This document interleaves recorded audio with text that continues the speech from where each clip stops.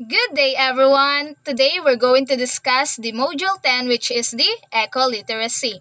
For the reporters, we have Althea Claire Valdez, Ira May Valera, and yours truly, Crisel May Tabangin. So now let's start. For the learning objectives, first, explain eco-literacy in developing a sustainable environment. Next, discuss the 7 environmental principles of nature. The third one is to describe a green school. Next is to articulate how eco-literacy can be integrated in the curriculum, practiced in the school, and demonstrated in the classroom. Then, draw relevant life lessons and significant values from a personal experience on initiating or participating in an environmental activity. And the last one is to analyze a research abstract of ecoliteracy and its implication to teaching and learning process. So now let's start.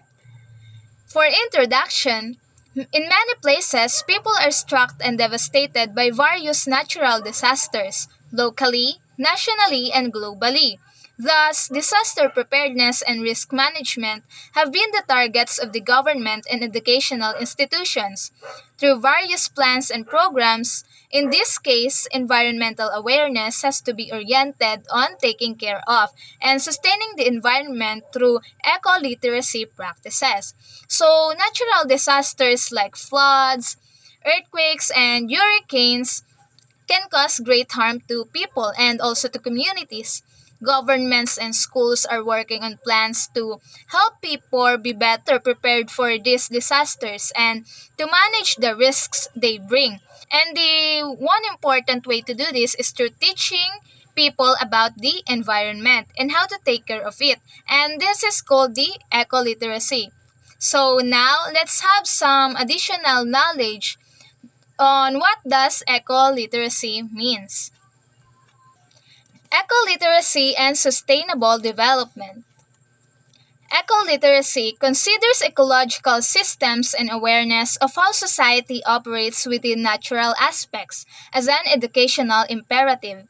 The basic principles of eco-literacy are good starting points to explore fundamental lessons that can be learned from nature for the reform of the society. So, eco-literacy means knowing how the nature works and how to live in a way that helps the environment. Everything in nature is connected, so we should use resources carefully, recycle, and protect different species. Nature adapts to changes, and we should learn to do the same. Next, failing to include ecological perspectives in education, students are taught that ecology is unimportant. So, if schools don't teach students about the environment, they might grow up thinking that taking care of nature is not important. Ecological literacy as creating a new emphasis on the need for education to integrate understanding of the interdependence between natural processes and human ways of life. It means that learning how nature and human life are connected, and it's about understanding how natural systems work and the processes that maintain the healthy functioning of living systems and sustain life on Earth. In another perspective, ecological literacy is an understanding of the principles of organization that ecosystems have evolved to sustain the web of life, which is the first step is to road on sustainability, then the next one is to move towards eco design, the need to apply ecological knowledge to the fundamental redesign bet technologies and social institutions to bridge the current gap between human design and the ecological sustainability systems of the nature. Now let's go to sustainability. Sustainability is a qualitative and quantitative condition that demonstrates the human capacity to survive over time. Sustainability is qualitative because we want well being, although it is difficult to measure. So, sustainability is about making sure that we can keep living well into the future, even though it's not easy to measure exactly how well we're doing. So, next, sustainability is quantitative because natural capital and ecological carrying capacity can be measured with footprinting tools. So, it also about numbers because we can measure things like the amount of the nature that we have, like the forest and water, and how much our environment can support us in using the tools that calculate our footprints. So, it is really important for humans to live in a way that the environment can protect us or support us. So, to achieve sustainability, we must trace the roots of our cultural assumptions and work on ecological illiteracy. Our societies has created industries, processes, programs, and institutions that are destroying the ecosystem's ability to support life. So, this harmful and careless behavior happens because people don't fully understand nature and don't realize how urgent it is to take care of it. So, to sum up, ecological literacy provides the basis for integrated thinking about sustainability. It also supports the frame of mind, ethics, and the type of practice that will support the kind of thinking that prioritizes ecological imperatives. It helps us develop the right mindset, ethics, and actions needed to prioritize taking care of the environment. So it wants to change how we think about things by helping us understand how nature works. This understanding helps us come up with better ways to live that are good for both people and the environment.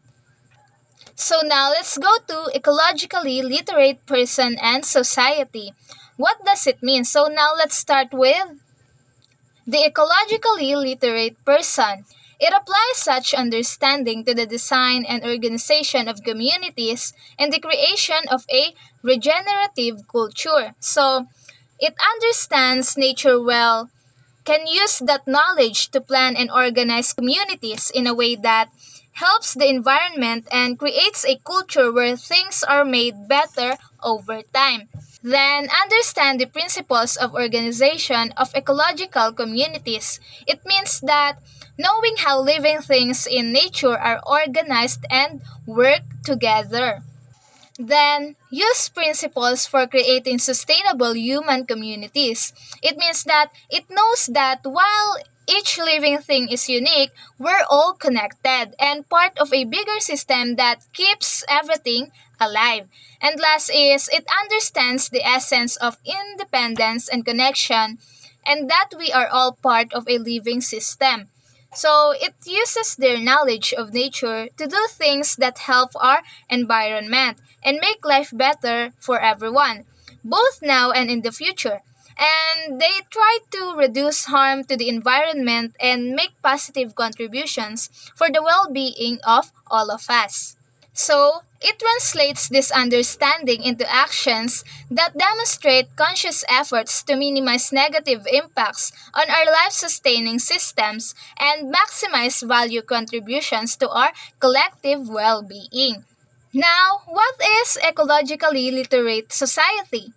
It is a sustainable society which does not destroy the natural environment on which they depend. Thus, ecological literacy is a powerful concept because it helps us to see environmental issues as connected and help us find solutions that consider holistically.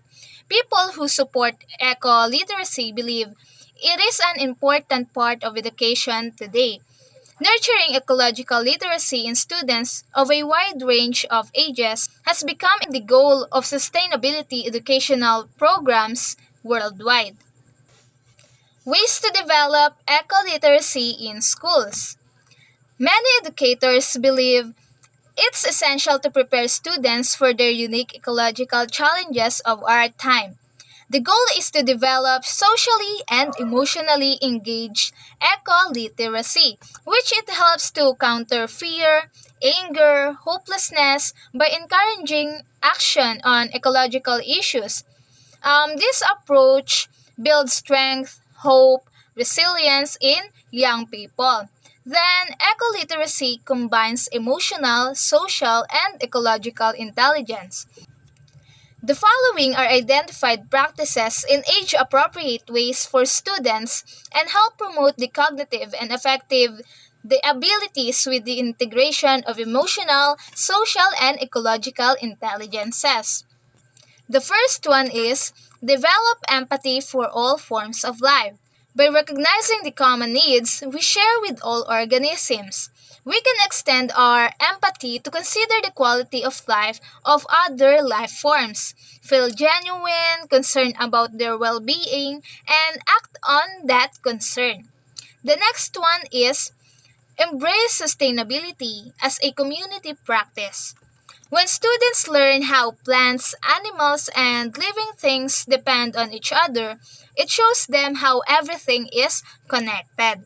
This inspires them to think about how people in their community also depend on each other, and it encourages them to work together and help each other out. It's like understanding that when everyone cooperates, things work better for everyone.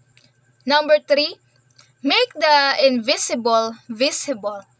If we strive to develop ways of living that are more life affirming, we must find ways to make visible the things that seem invisible by using web based tools such as Google Earth, Good Guide, and Foodocate apps. Fourth one is anticipate unintended consequences. Teachers can teach students strategies for anticipating unintended consequences.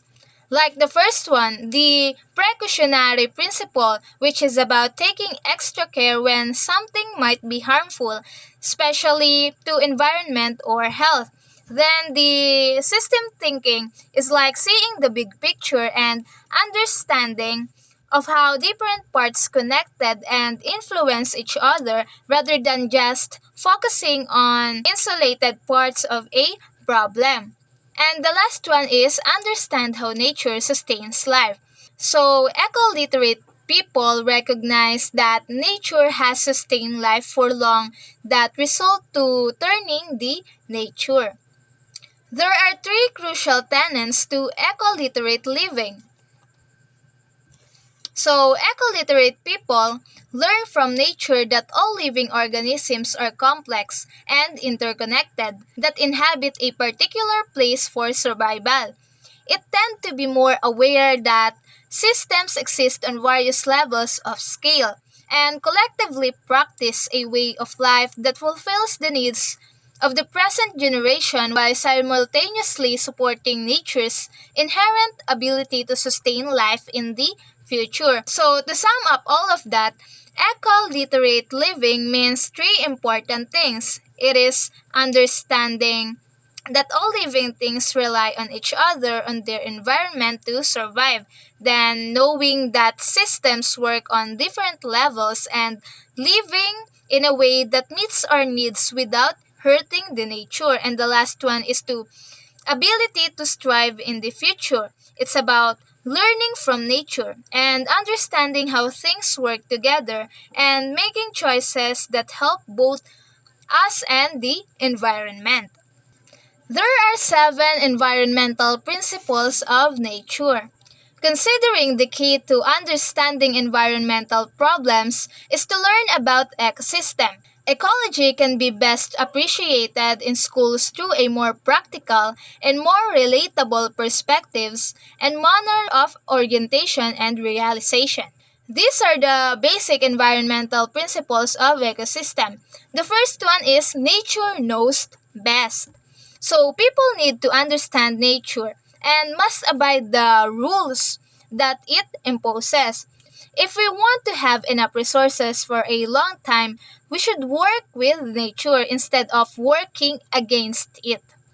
So, the next one is all forms of life are important. So each organism plays a fundamental role in the nature that they all work together to keep the environment balanced and healthy. The third one is everything is connected to everything else. What does it mean? So, in an ecosystem, all components interact with each other to ensure that the system is sustainable. If something from outside the ecosystem disrupts this balance, it can cause problems and make the system weaker. Four, everything changes. Everything changes because people must rethink the relationship with environment through relevant technologies for positive changes. Number five, everything must go somewhere. Since waste may go back to one's own backyard in some other forms, separate the dangerous ones and handle them carefully. 6. Ours is a finite Earth.